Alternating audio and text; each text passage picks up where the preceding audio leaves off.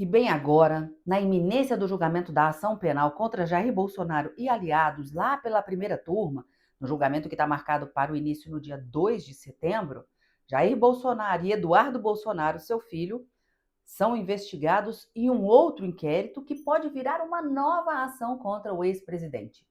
Nesse caso, ele é acusado de obstrução à justiça, coação no curso do processo e também tentativa de abolição violenta ao Estado Democrático de Direito.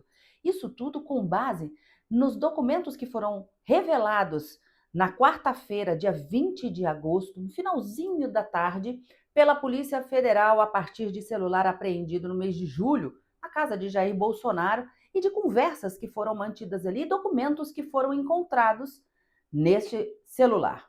Veja, a princípio, Jair Bolsonaro, por conta da ação penal que ele responde no Supremo, tinha sido aplicado a ele, uma decisão feita pelo ministro Alexandre de Moraes, chamada de medidas cautelares diversas da prisão, para que ele não conversasse com outras pessoas envolvidas no processo, para que ele não participasse de publicações em redes sociais, para que ele acabasse ficando quietinho enquanto o julgamento acontecesse, para não prejudicar o andamento do processo. O que o ministro Alexandre de Moraes percebeu, a partir de provas que foram trazidas no processo? Que ele descumpriu as medidas cautelares e, por isso, determinou a prisão do ex-presidente. A princípio, ele estava com tornozeleira eletrônica e depois ele foi para a prisão domiciliar. E encontra-se preso domiciliarmente até hoje, em razão do descumprimento dessas medidas cautelares. Nessas medidas cautelares, vejam, ele estava proibido de utilizar o celular. E aí ele arrumou o quê? Um outro celular em julho, que foi apreendido pela Polícia Federal, e a partir desses documentos que foram acessados no celular, novas provas surgiram contra o ex-presidente. E foi dado prazo de 48 horas para que a defesa de Jair Bolsonaro e de Eduardo Bolsonaro expliquem também alguns pontos que foram apontados pela polícia, que são fatos bastante importantes. Fatos como a relação com Silas Malafaia, vídeos publicados nas redes sociais, o contato com outras pessoas para divulgar a sua ideologia e também um documento de 33 páginas que seria um pedido de asilo para o governo da Argentina, uma cópia de um documento.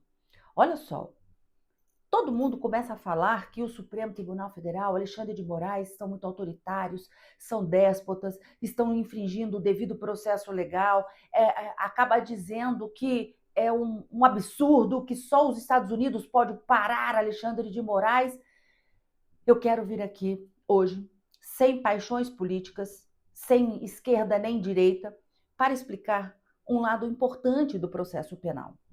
O processo penal brasileiro, é importante que todos saibam, ele precisa cumprir a Constituição, principalmente, para que sejam utilizadas armas equivalentes tanto para a acusação quanto para a defesa. Então a gente fala em paridade de armas. Se a acusação traz um documento, a defesa tem que se manifestar. E assim deve acontecer no processo ao longo de toda a instrução processual até que venha a sentença. E o que a gente tem percebido na divulgação dessa ação penal, de uma forma inédita, é a transparência no decorrer desse processo.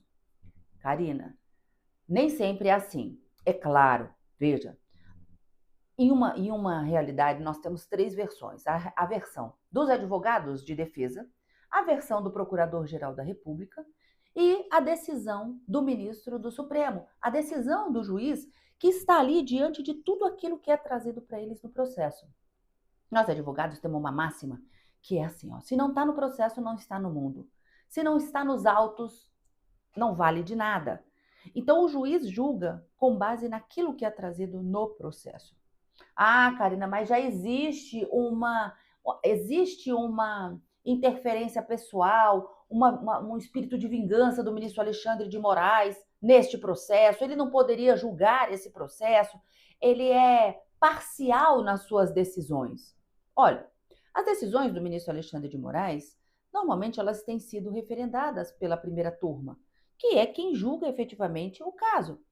E diante de circunstâncias em que a decisão do ministro Alexandre de Moraes tem sido corroborada, por vezes pela turma, ou às vezes até mesmo pelo plenário, como dizer que haveria imparcialidade ou parcialidade nesse julgamento?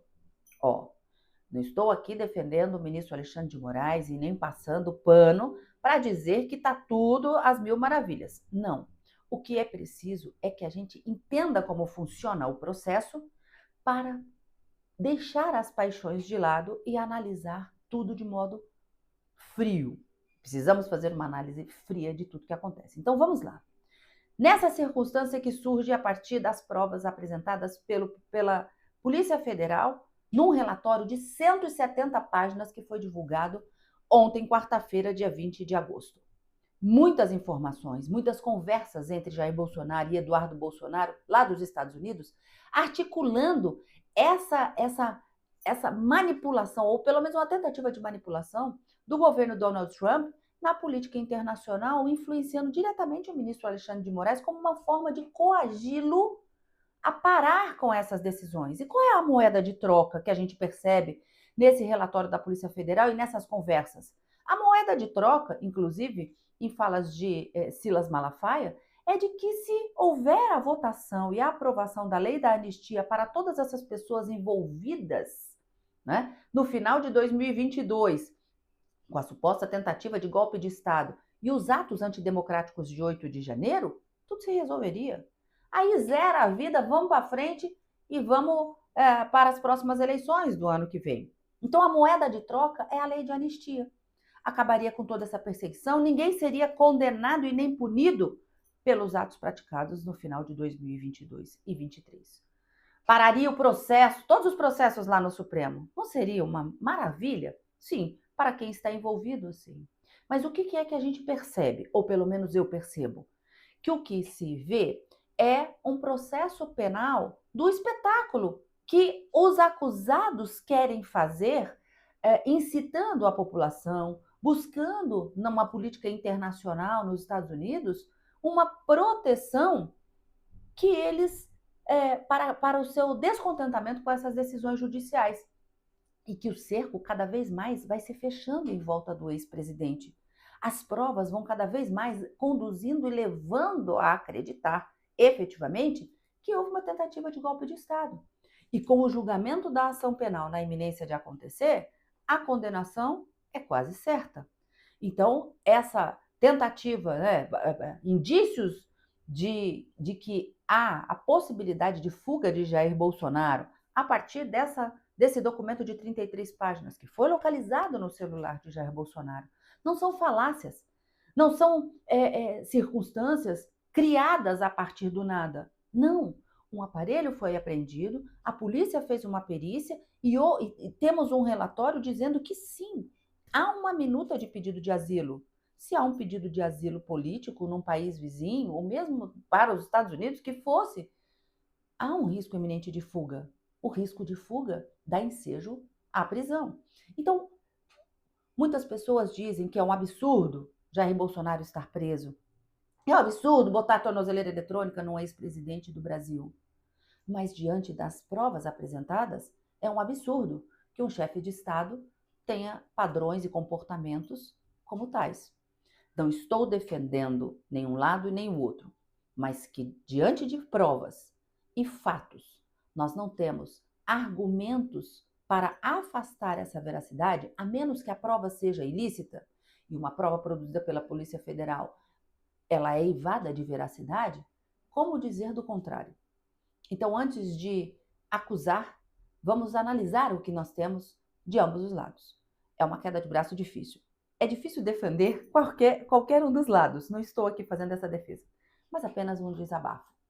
Eu preparei um videozinho explicando rapidinho quais são os pontos principais desse relatório do ministro da Polícia Federal, para que você se atualize e saiba exatamente do que Jair Bolsonaro está sendo acusado agora, mais uma vez, em um novo inquérito, uma nova investigação que pode surgir, que pode vir a se transformar em uma nova ação penal, agora contra Jair Bolsonaro e o seu filho, Eduardo Bolsonaro.